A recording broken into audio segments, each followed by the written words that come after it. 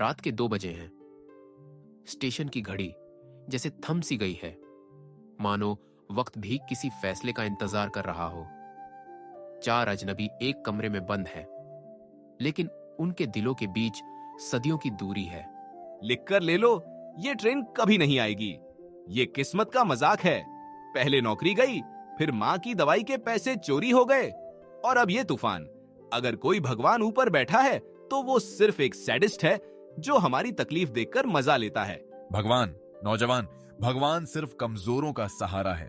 मैंने पूरी जिंदगी लोगों को रौंदा है, तब जाकर ये दौलत और ताकत पाई है। मैंने कभी किसी धर्म को नहीं माना, फिर भी मेरे पास सब कुछ है। और तुम जैसे लोग जो कर्म कर्म चिल्लाते हैं, वो हमेशा प्लेटफॉर्म पर ही खड़े रह जाते हैं। असली सच ताकत है, कर्म नहीं। बेटा, अंधेरा तभी तक डराता है जब तक तुम रोशनी से डरते हो। रंजीत, तुम्हारे पास सोना है पर नींद नहीं, और आदित्य, तुम्हारे पास गुस्सा है पर सही दिशा नहीं। तुम दोनों उस ट्रेन का इंतजार कर रहे हो जो तुम्हें मंजिल तक ले जाए, पर ये नहीं देख रहे कि तुम्हारे साथ कौन बैठा है।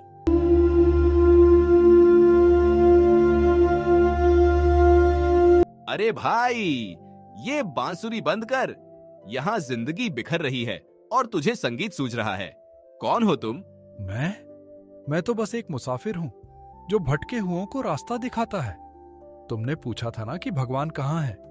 वो वहीं है जहां तुमने उसे देखना बंद कर दिया। आदित्य, तुम्हारा गुस्सा उस किसान जैसा है जिसने बीज तो बोया नहीं और फसल न उगने पर जमीन को दोष दे रहा है। तुम्हें क्या पता मेरी नीयत के बारे में?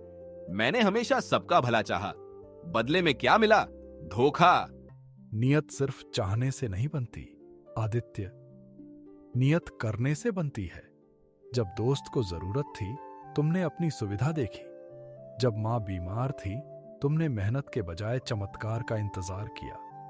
कर्म बदला नहीं है, वो सिर्फ एक आईना है। अगर ये आईना है तो मैं अब तक जेल में क्यों नहीं हूं? मैंने कितने घर उजाड़े, फिर भी मैं मजे में हूं। रंजीत, याद है वो बच्चा जो तुम्हारी गाड़ी के नीचे आया था? तुम्हें कैसे पता? कर्म का हिसाब पैसों से नहीं, चैन से होता है। उस दिन के बाद से क्या तुम बिना गोली खाए सो पाए हो?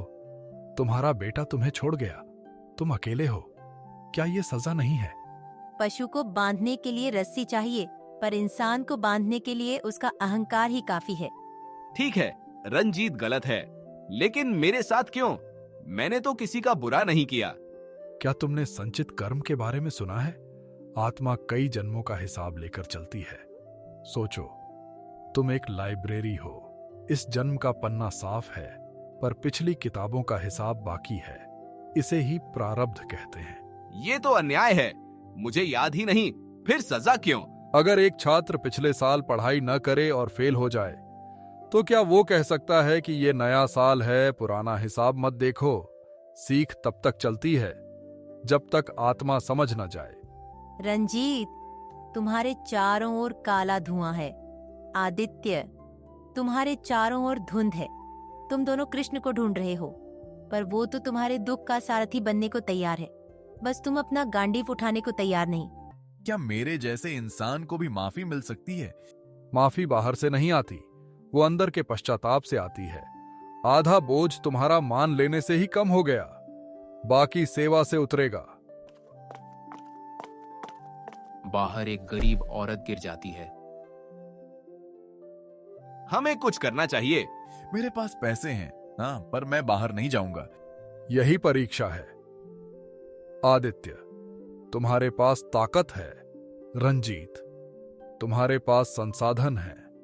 क्या तुम फल सोचोगे या कर्म करोगे? दोनों मिलकर औरत की मदद करते हैं। सुबह की रोशनी के साथ ट्रेन आ चुकी है, पर यह मंजिल की नहीं, परिवर्तन की ट्रेन है। आज समझ आया, कर्म सजा नहीं, एक मौका है। मैं अपनी फैक्ट्री को अस्पताल बनाऊंगा। अब मुझे ताकत नहीं, दुआ चाहिए। चलो बच्चों, ट्रेन आ गई। आदित्य मुड़कर देखता है। मोहन गायब है। दीवार पर सिर्फ एक मोर पंख है और हवा में बांसुरी की धुन। वो हमेशा हमारे साथ था, बस हमने ही उसे देखना बंद कर दिया था।